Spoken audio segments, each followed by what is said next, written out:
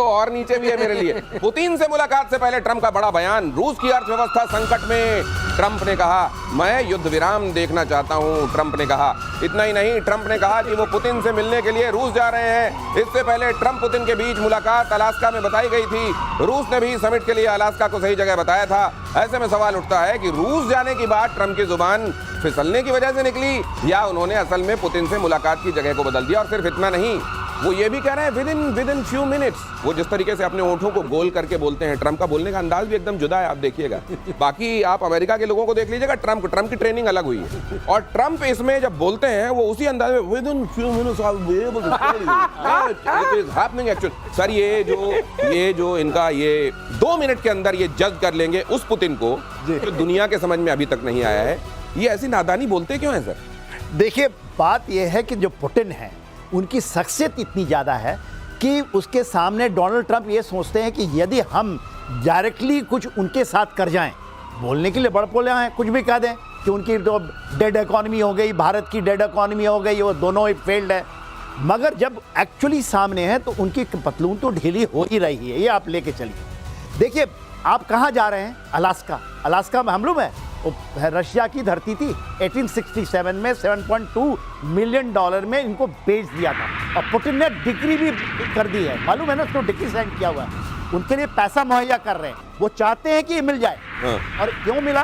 क्यों मान गए इसके कि अलास्का चले जाएंगे? क्योंकि पुतिन ने फुट डाउन कर दिया। तो ये अलास्का से अचानक जो रूस हो रहा है सर, ये जिस पलट विश्वविद्यालय से इन्होंने कोर्स किया है उसी का नया पैंतरा है ये, या असल में जुबान फिसल गई? ये जबान तो फिसलती इनकी है नहीं, क्योंकि इनकी जबान ही नहीं है। ये जो मन में आता है जब उठते हैं बोल देते हैं। ऐसा प्रेसिडेंट जबान नहीं है या 100 जबानें?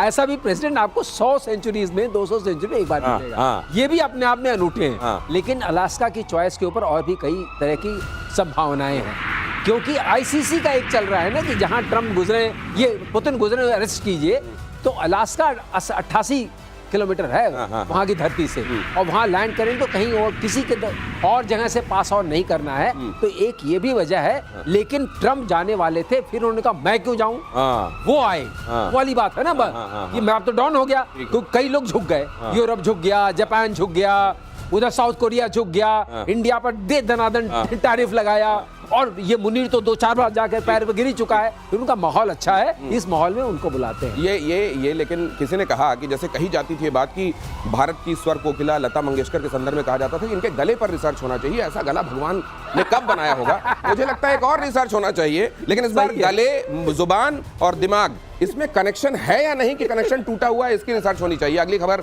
बताकर आपके पास आता हूं सर। अमेरिकी राष्ट्रपति ट्रंप ने फिर से बघारी शेखी। 5 युद्धों को सुलझाने का किया दावा।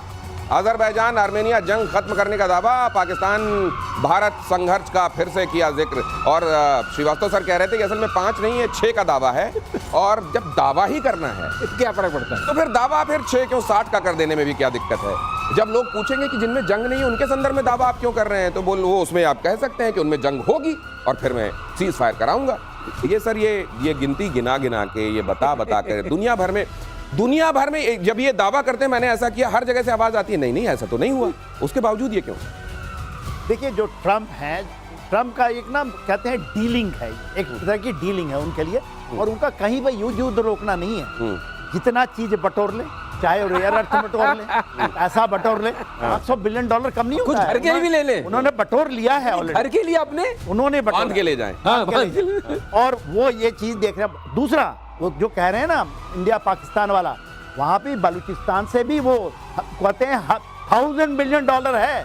बोलते हैं इतना ज्यादा तेल निकलेगा और अमेरिकन कंपनी पहुंच चुकी है बलूचिस्तान। अभी आप कल उन्होंने कर दिया कि BLA और उनकी मजीद भी जो ब्रिगेड है उसको कह दिया एक ग्लोबल टेररिस्ट ऑर्गेनाइजेशन है। इसके पहले तो नहीं कर, 2019 में बोलने की ट्राई किया था इन्होंने। जी। वहां पर अमेरिकन कंपनी पहुंच चुकी है बलूचिस्तान में। और वहां पर सेना, तो ये जो अभी अगली खबर में बताने वाला हूं BLO के संदर्भ में, मुझको लगता है क्योंकि वहां अमेरिकी सेनाएं पहुंच चुकी हैं, इसीलिए गिफ्ट में असीम मुनीर को कुछ दिया गया है। उसके बारे में मैं आगे आपको बताऊंगा। लेकिन ये जो बात आप कह रहे हैं सर, ये ट्रंप के संदर्भ में ये बड़ी विचित्र बात है। घर ये वाकई ऐसा होने वाला है कि ट्रंप के बाद जब कोई दूसरी बार कहेगा, मान लीजिए कोई भविष्य में आता है और वो कहता है कि let's make America great again. लोग दहशत में आ जाएंगे। Is he going to make this country great again the way he did?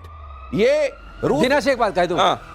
Trump उस कंट्री को इस हाल में नहीं छोड़ेंगे क्योंकि अभी 3.5 साल बचा है कि इसको कोई फर्दर ग्रेड कर सके। अच्छा। अब नहीं हो पाएगा। अब नहीं हो ये पाएगा। सारा असर, पूरी बातें निकलने लगी हैं। जिस तरह का फैलाव हो रहा है, जो आप कहते हैं रायता फैल गया है, इस रायते को समेटना इतना आसान नहीं होगा और ये अमेरिका को ही दुख देगा। ये अमेरिका मान के लीजिए। लिए ही दुखद होने वाला है।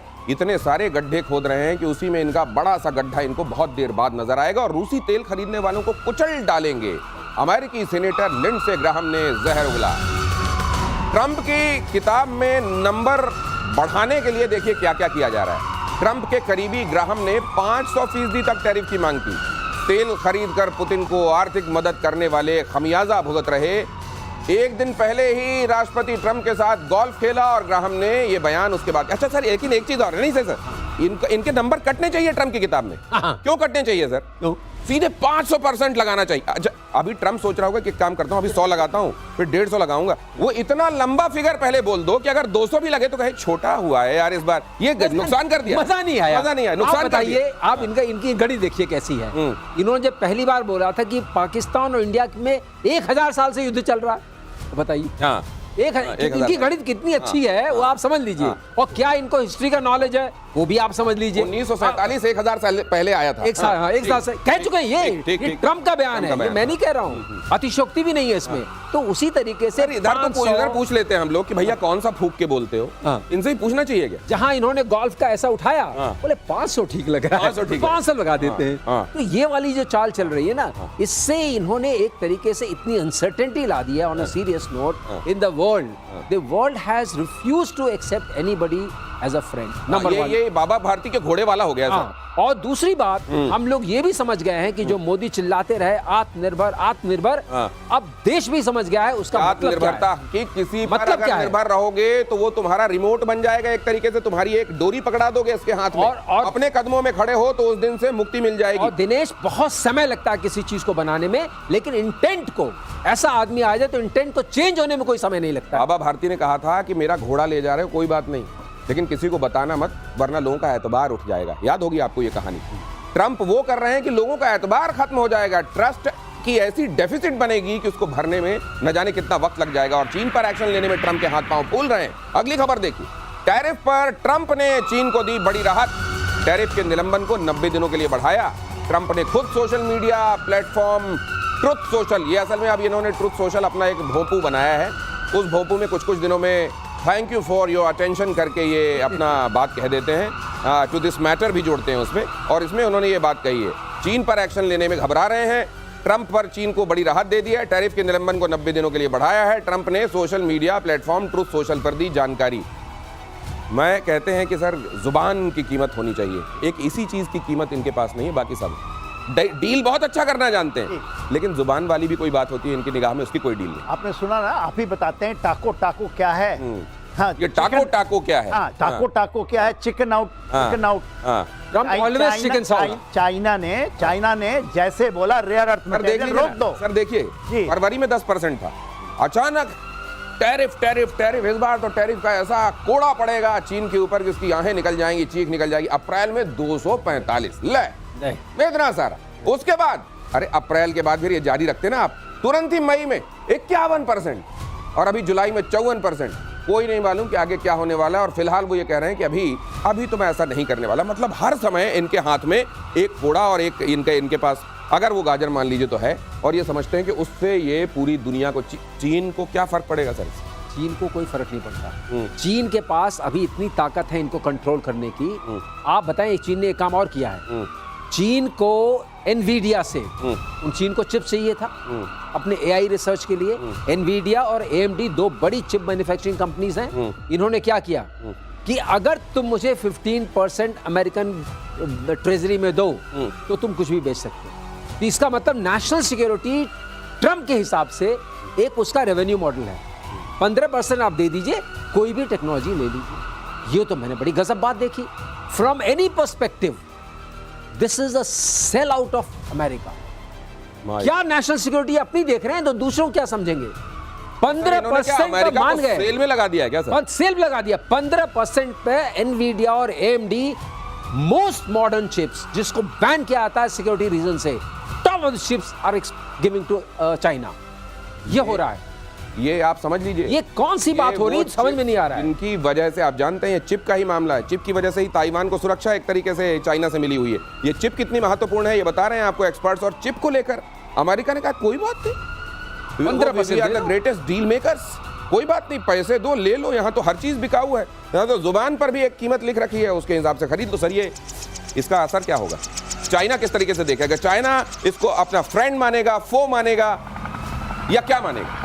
देखिए, चाइना तो मान चुका है कि बिगेस्ट एडवर्सरी अमेरिका है। अमेरिका को कैसे टैकल करना है चाइना सीख चुका है। इसके पहले ऐसा मुझे लगता था कि कहीं ना कहीं चाइना विल कम डाउन, कि जिस तरह से अमेरिका हावी होगा, जैसे इंडो पैसिफिक की बात कर रहे हैं, ताइवान में कर देंगे, ये कर देंगे, इंडियन, मगर अब जो एक्सपोज किया है, और यही होती है राइस, चाइना की राइस को ये रोक नहीं पाए, ये आप ये लेके रख, क्योंकि इस तरह से नहीं होता।